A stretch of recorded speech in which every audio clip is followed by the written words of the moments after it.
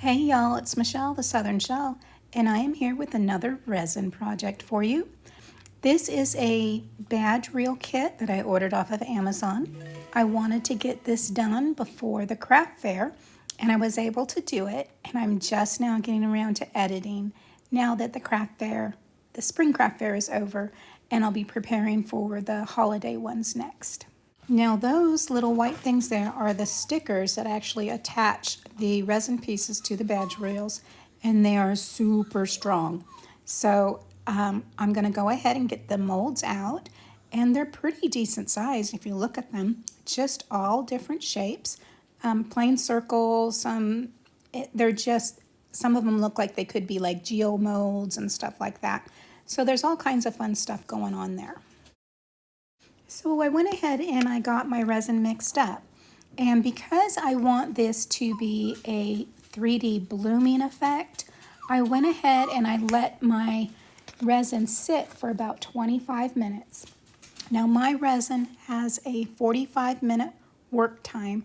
So by 25 minutes, it is ready to actually, it's getting hot in that cup and it's getting ready to get real thick. So you want to go ahead and just let it get warm in the cup and then pour a light layer on the bottom. I just want the bottom of those molds to be covered with a clear resin, and it's not going to take much. These are decent size, but they're not super thick.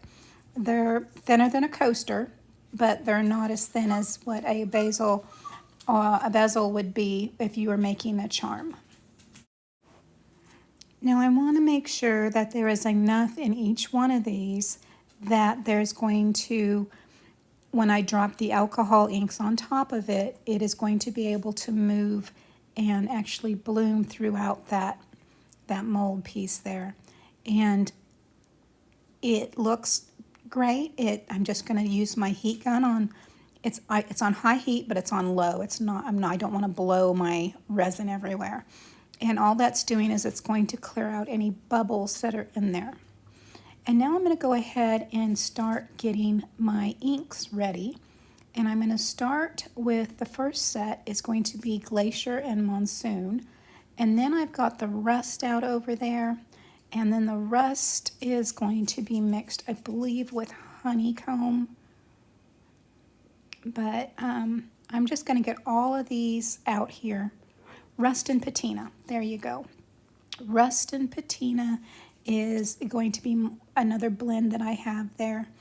And as I'm pulling all these out, I'll list the names up there. And these are Ranger inks, so they're not highly concentrate, but they'll be perfect for doing blooms. So when you're working with alcohol inks, you want to make sure that you give it a good shake. Any of the pigment can settle on the bottom, and if you don't have a good shake in there, you won't have a good mix. And I'm going to start out with my lightest colors at this point, and this is Patina. Isn't that just so pretty? And I believe it, for me, it just reminds me of what you would get when copper oxidizes. And then I'm going to move on to the next mold, and that mold is going to have Honeycomb in there. And I'm just going to drop around the edges. Now, remember that these are small, so I didn't want to make so much in there that it's just going to be a big blob. So I'm moving on to the Mermaid, and this is going to be like a beachy one. The colors that I picked for that is just going to be so pretty. And so I just keep moving on to my next color now, and this is Glacier. Another real pretty one. Isn't that Glacier just beautiful? You just drop it on in there, and that mold, when it goes out to the edges, it almost looks like hearts. Now I'm going to move on to the Terracotta. This reminds me of the houses in like maybe New Mexico, southern New Mexico and Southern California, the Terracotta. And then the one that I have left up there in the top, I wanted like something to do with the forest greens, and this is Moss. Isn't that beautiful? To think of moss as a beautiful color, but it's very pretty. Now we're coming in with the second set of drops, and I'm using rust over the patina, and you can see just the difference there. It's like we've got rust, which is what you would get like on your iron oxide, into that patina, which reminds me of oxidized copper. Now I'm moving on to the honeycomb, and I'm going to be putting in cobalt. Cobalt blue and honeycomb, such a unique mixture. I think this is going to be very pretty when it's done. And then I'm going to move on down, and I've got the mermaid down in the bottom corner, and I'm putting some indigo blue in that one, and just dropping that on in, and just letting that settle and bloom out on its own. And I'm going to move right on up to that top corner where that moss was, and I'm using evergreen. So I'm going from that light mossy color up to that dark evergreen.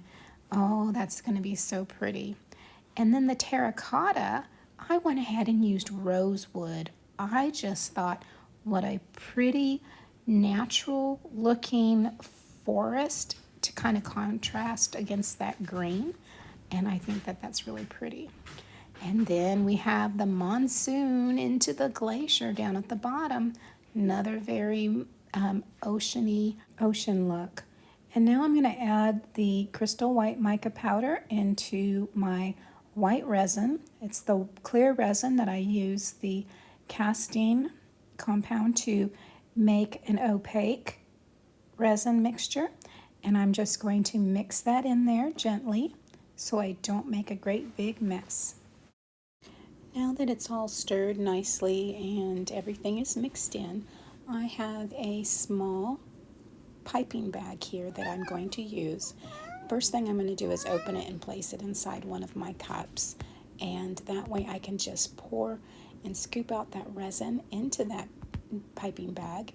And since it's been sitting as well, it's nice and thick. It's the great consistency of what I need right now.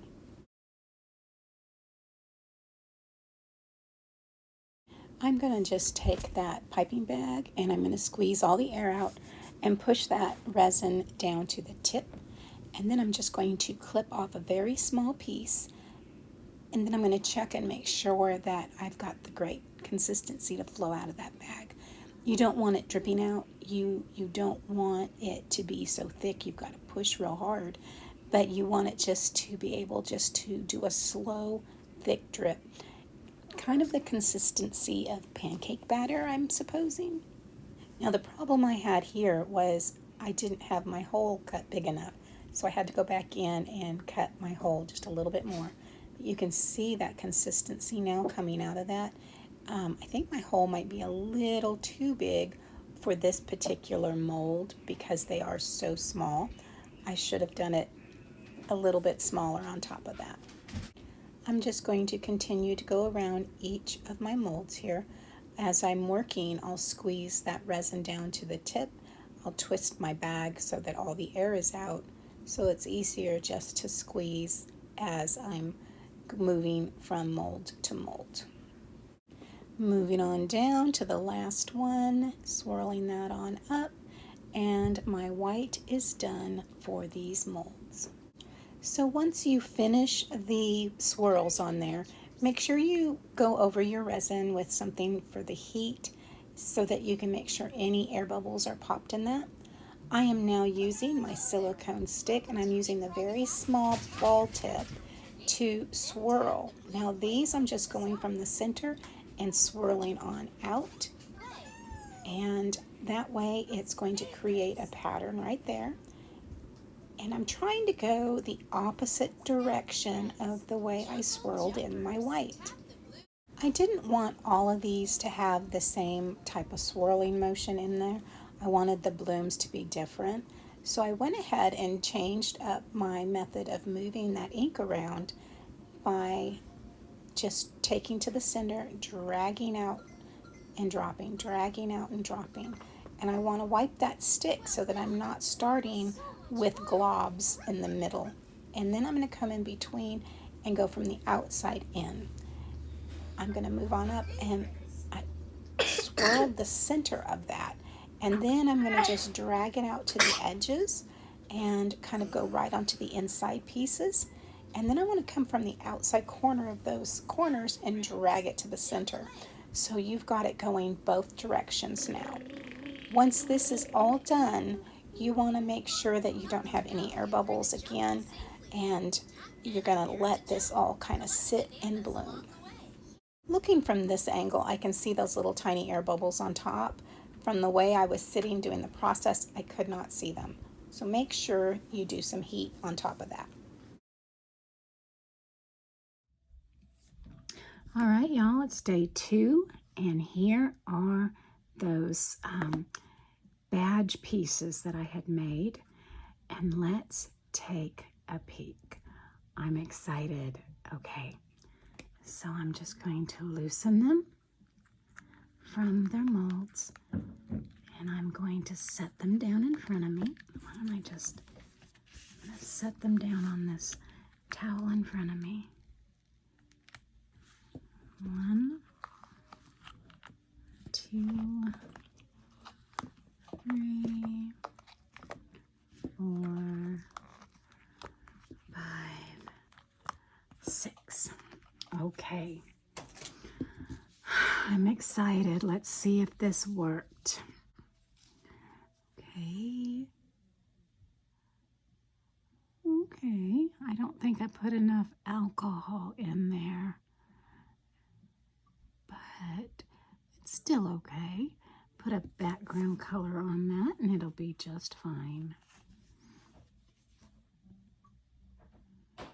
Well, I mean, it's okay. It's not quite what I had in mind. I probably should have went in and pulled it out instead of just swirled it around. That looks like ocean and the sunrise, sunset. But I love the 3D effect. Beautiful. Okay, that's better. Look at that. That's better.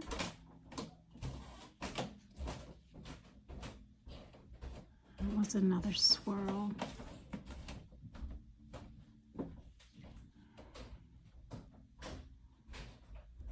And better. Not quite what I had in mind, but still very pretty.